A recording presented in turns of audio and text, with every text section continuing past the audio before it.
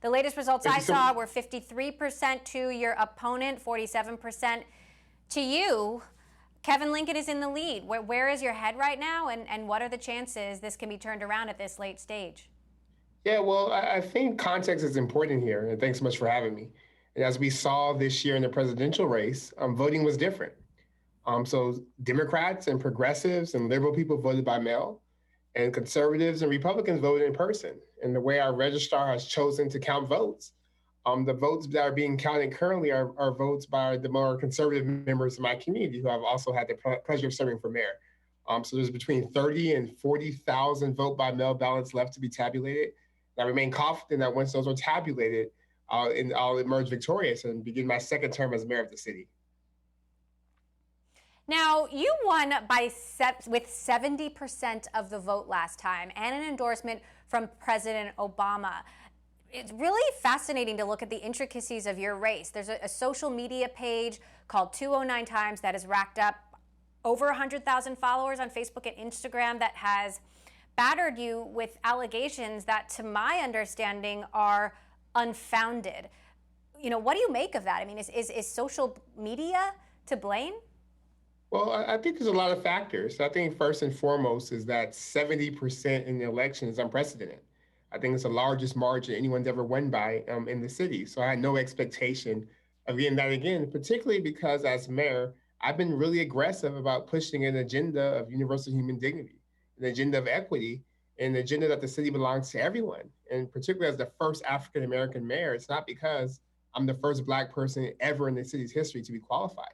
There's institutional barriers and racism still exists. So I was not surprised or shocked that the election would be a little bit closer. In terms of sort of the misinformation or disinformation websites and campaigns that have been wedged against me, I think we've seen it also play out at the national level. And it's something we all, as a body politic, have to grapple with. The fact that folks and parties and people are weaponizing social media in a way to just post allegations and lies and things that are unsubstantiated, literally not the truth. But when it's done repeatedly, sometimes it's hard to counter. So I know that in Stockton, we've done our best to illustrate the truth, but we also have to make sure we are teaching critical thinking, that we're elevating the education of our citizens, that we're all being vigilant to make sure we're understanding what it is that we're reading, that we're checking sources, and we understand that everything that's posted online is not Facebook. But I definitely think social media has some impact, but I don't think it will counteract just the fact that life is better for the city of Stockton over the past 4 years under my leadership. And again, I'm looking forward to the registrar to finish her count so that we can see the truth of that statement.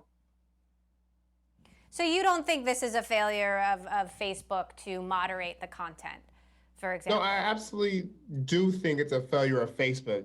I'm just saying I don't think that they're that powerful to change the outcome of my election.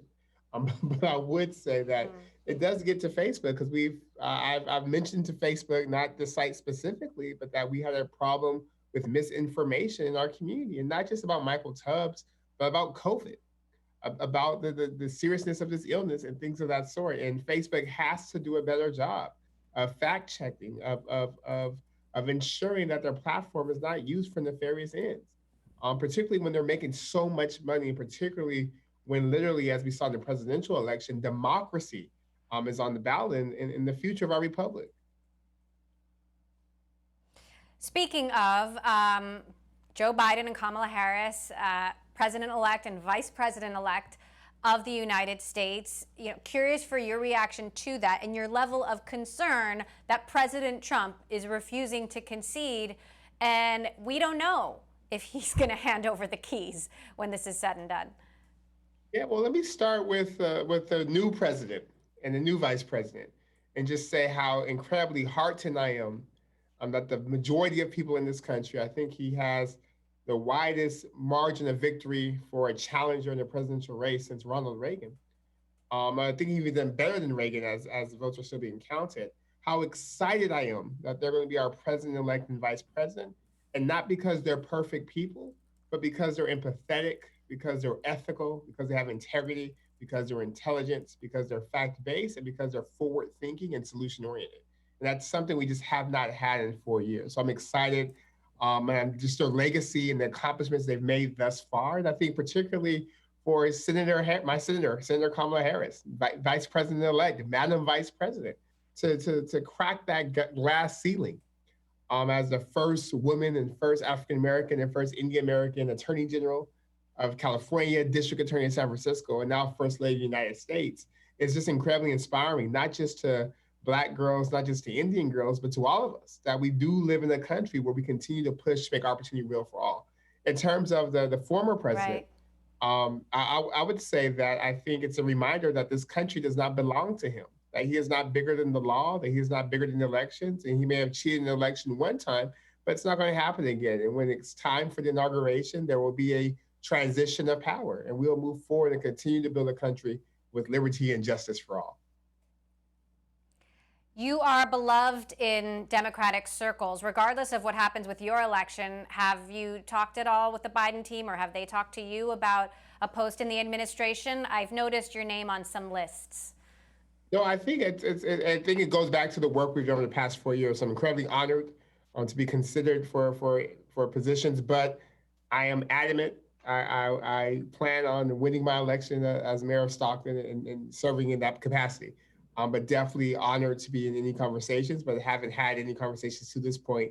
I've been really focused on ensuring that we have an accurate count of all the ballots in San Joaquin County.